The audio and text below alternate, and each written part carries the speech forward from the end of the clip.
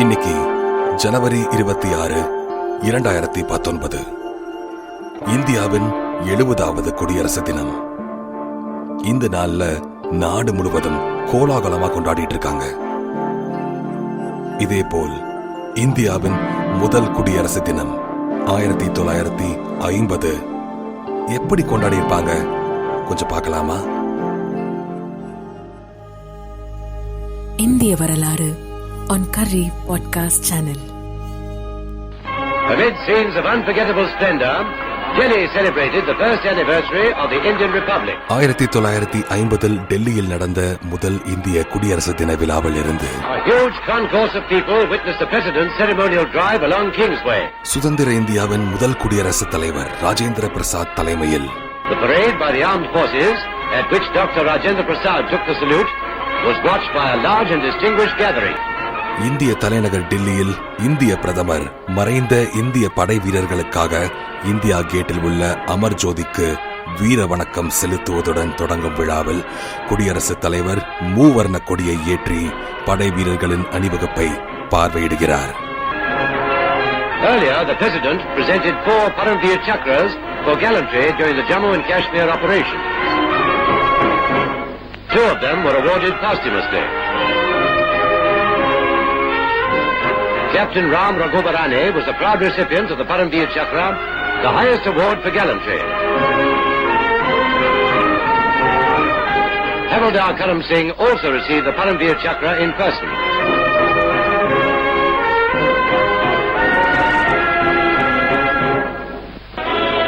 After the presentation ceremony, units of the armed forces, headed by heavy tanks, marched past the saluting base. இதே நாள்ல இந்த நாட்டோட தலைநகரம் மட்டுமில்லாம எல்லா மாநிலத்தோட தலைநகரங்களிலும் இதே மாதிரி கொண்டாட்டங்களும் அணிவகுப்புகளும் நடைபெறும்.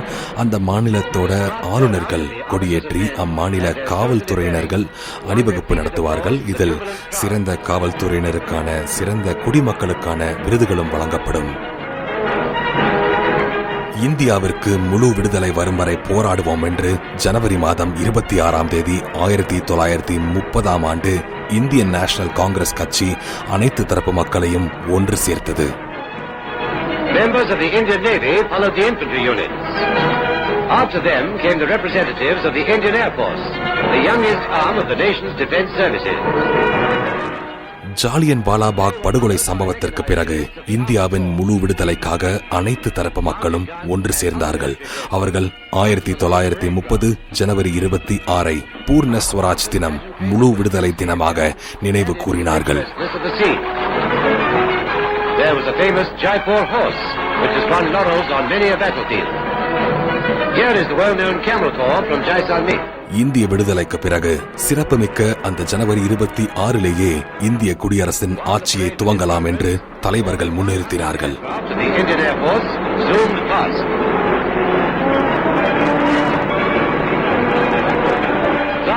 இந்திய அரசியலமைப்பு 1950ஆம் ஆண்டு ஜனவரி 26 அன்று நடைமுறைக்கு வந்தது.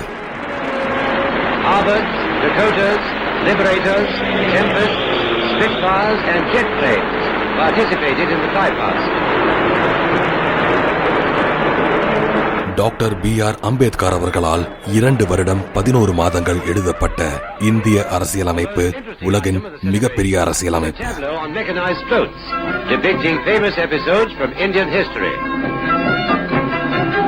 Celebrated figures whose valor, patriotism and sagacity have contributed to India's greatness were brought back to life. Episodes from the immortal epics and historical events describing Indian heroism were vividly portrayed. Other events, which have become landmarks in India's annals, were realistically linked with the country's latest history. இந்திய அரசமைப்பு சட்டம் உருவாக்கப்படும் போது பல்வேறு நாடுகளின் அரசமைப்பு சட்டங்களின் கூறுகள் எடுத்துக்கொள்ளப்பட்டன. கூட்டாட்சி முறையை கனடாவிலிருந்தும், அடிப்படை உரிமைகளை அமெரிக்க ஐக்கிய நாடுகளிலிருந்தும், அடிப்படை கடமைகளை அன்றைய சோவியத் யூனியனிடமிருந்தும், அரசியல் சட்ட திருத்த முறையை தென்னாப்பிரிக்காவிலிருந்தும், மாநிலங்களவை நியமன எம்பிக்கள் முறையை அயர்லாந்திலிருந்தும் பெற்றது நம் இந்திய அரசமைப்பு சட்டம்.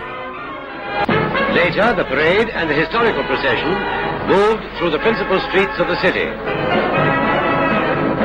The entire route was lined by large crowds to see this splendid spectacle.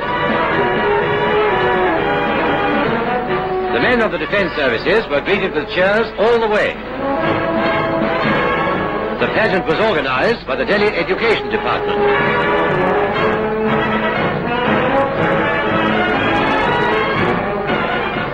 It was a day of rejoicing and of thanksgiving. It was also a day when pledges were renewed to strive for the greater glory of Republican India.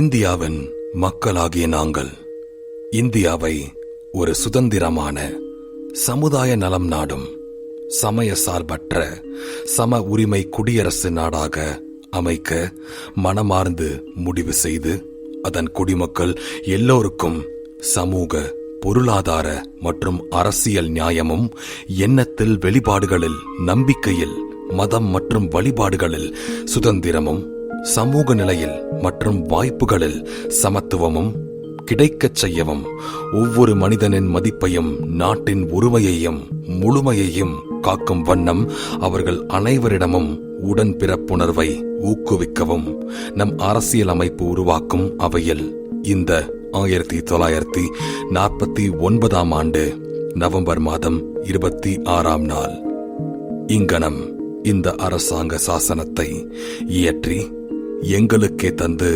ஏற்றுக்கொள்கிறோம். இப்ப நான் படிச்சது இந்திய அரசியலமைப்பின் முகப்புரை, தி பிரமியபிள் of Indian constitution. நம்ம இந்திய அரசியலமைப்பை தான் நம்ம நாட்டோட ஜாதகம்னு சொல்வாங்க.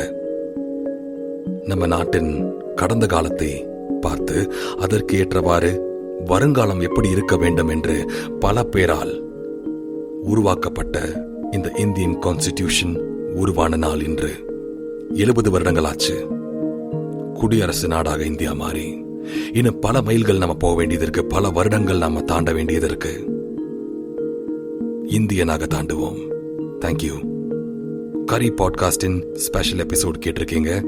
மீண்டும் அடுத்த வாரம் regular stories from Kari podcast இந்திய வரலாற்றிலிருந்து சந்திப்போம்.